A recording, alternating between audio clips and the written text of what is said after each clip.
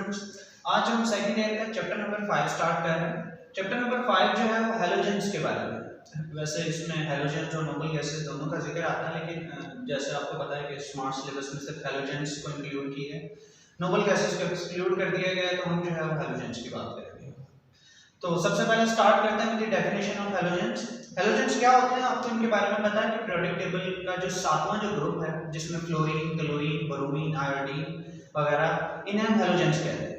इन्हें हम हैलोजेंस क्यों कहते हैं? क्योंकि एक ग्रीक लेटर है जिसका मतलब है हेल्स का मतलब है 60 और जेनर का मतलब है फॉर्म या जनरेशन। तो अगर आप हैलोजेंस को कंबाइन कर दें तो इनका लफ्जी मतलब ये बनेगा 60 फॉर्म।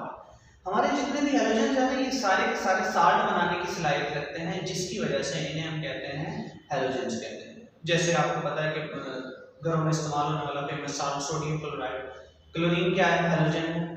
आपको पता है सोडियम आयोडाइड को हम इस्तेमाल करते हैं, उसमें मेडिसिन के तौर पर भी इस्तेमाल किया जाता है, तो वो भी क्या है? वो भी आयोडीन का साल्ट है।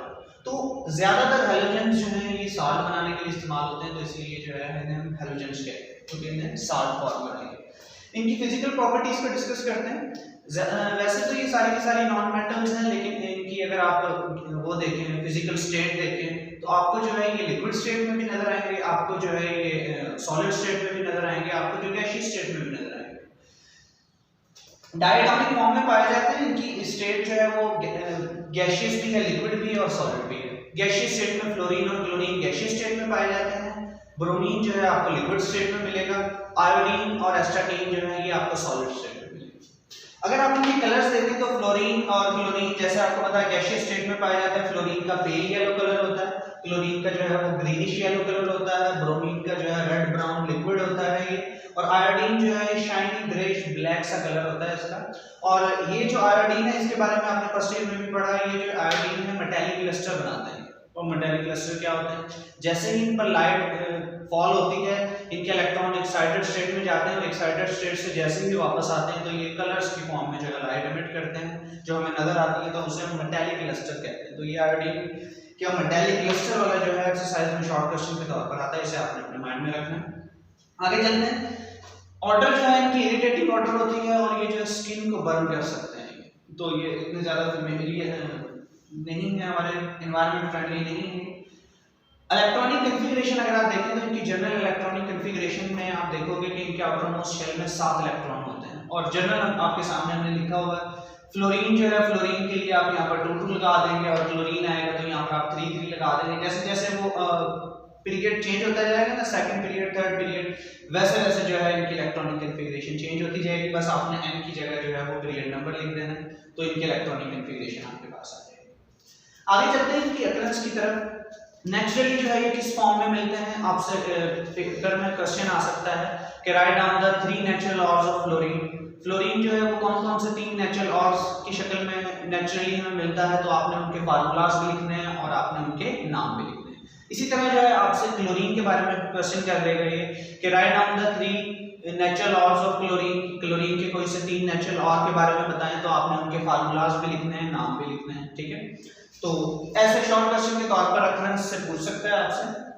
आगे चलते हैं, इनकी मजीद प्रॉपर्टीज की तरफ चलते हैं। इनकी ऑक्सीडाइजिंग नेचर होती है, जितने भी हैलोजेंस हैं इनकी ऑक्सीडाइजिंग नेचर होती है, ये खुद रिड्यूस हो जाते हैं, सामने वाले को ऑक्सीडाइज कर देते हैं। हम एक छोटी सी एग्जांपल लेते हैं। यहाँ पर सोडियम का हमने क्लोरीन के साथ रिएक्शन करवाया तो सोडियम क्लोराइड बन गया। अब यहाँ पर क्या हुआ? सोडियम की ऑक्सीडेशन स्टेट जो है वो पहले 0 थी, क्लोरीन की भी ऑक्सीडेशन स्टेट जो है वो 0 थी।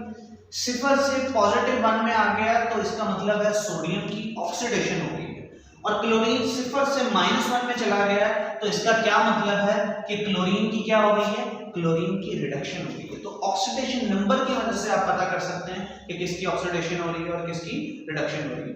तो ये जितने भी हैलोजन हैं ये सारे के सारे ऑक्सीडाइजिंग नेचर के होते हैं, ये सामने वाले की ऑक्सीडेशन कर देते हैं, खुद जो है ये रिड्यूस हो जाते हैं। इनका अगर आप कंपैरिजन करें ना कि कौन सबसे ज्यादा स्ट्रॉन्ग ऑक्सीडाइजिंग एजेंट है, तो इसमें जो है फ्लोरीन का नंबर जो है सबसे पहले आता है कि फ्लोरीन सबसे ज्यादा ऑक्सीडाइजिंग नेचर का है, उसके बाद क्लोरीन, फिर ब्रोमीन, लास्ट में आयोडीन, एस्टाटीन की बारी आती है। अब आपसे एक छोटा सा क्वेश्चन करेगा कि why fluorine is oxidizing more oxidizing nature as compare to the other family members. ये क्लोरीन, ब्रोमीन, आयोडीन के मुकाबले में सबसे ज्यादा ऑक्सीडाइजिंग नेचर जो है फ्लोरीन की क्यों होती है, आपसे शॉर्ट क्वेश्चन के तौर पर पूछ सकता है। तो हम आपको कुछ फैक्टर्स के बारे में बताते हैं कि ऑक्सीडाइजिंग पावर पर कौन कौन से फैक्टर जो है वो असरअंदाज होते हैं। सबसे पहला जो फैक्टर है वो एनर्जी ऑफ डिसोसिएशन। फ्लोरीन की सबसे ज्यादा होती है एनर्जी ऑफ डिसोसिएशन, तो इस वजह से इसकी जो है वो ऑक्सीडाइजिंग पावर सबसे ज्यादा होती है। इलेक्ट्रॉन अफिनिटी, जिसकी इलेक्ट्रॉन अफिनिटी सबसे ज्यादा होगी उसकी ऑक्सीडाइजिंग पावर भी ज्यादा होगी।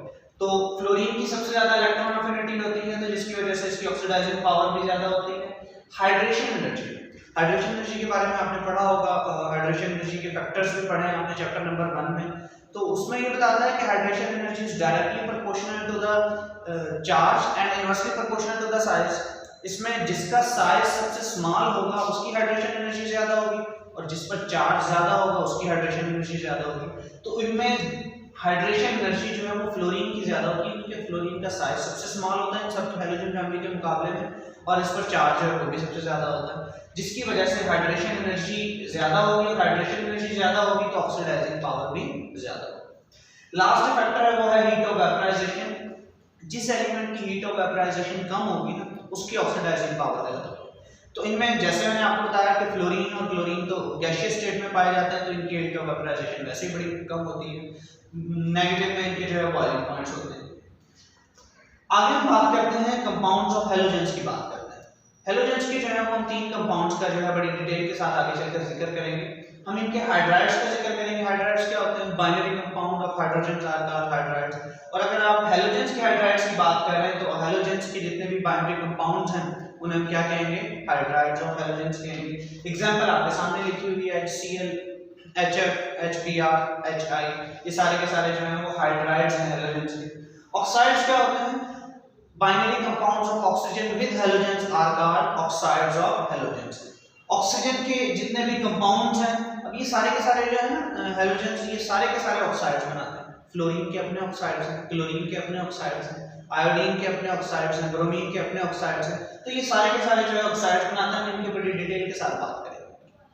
ऑक्सी एसिड्स क्या होते हैं? ऑक्सी एसिड्स ऐसे एसिड जिनमें ऑक्सीजन होती है उन्हें हम ऑक्सी एसिड्स कहते हैं। यहाँ पर हम हैलोजन फैमिली के ऑक्सी एसिड्स की भी बात करेंगे और बड़ी डिटेल के साथ इस टॉपिक को डिस्कस करेंगे। ऑक्सी एसिड्स में हम क्लोरीन के, आयोडीन के और ब्रोमीन के, इन सब के जो है ऑक्सी एसिड्स के बारे में आपको बताएंगे। तो आगे चलकर जो है हम ये इनके कंपाउंड जो है डिटेल के साथ डिस्कस करेंगे।